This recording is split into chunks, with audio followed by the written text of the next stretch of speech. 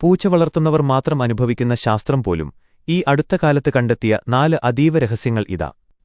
1. നിങ്ങൾ കടുത്ത മാനസിക സമ്മർദ്ദത്തിലായിരിക്കുമ്പോൾ നിങ്ങളുടെ പൂച്ച വന്ന് നെഞ്ചത്ത് കിടന്നാൽ നിങ്ങളുടെ ഹൃദയമിടിപ്പിന്റെ താളം അവരുടെ ഹൃദയമിടിപ്പുമായി പൊരുത്തപ്പെടാൻ തുടങ്ങും. 2.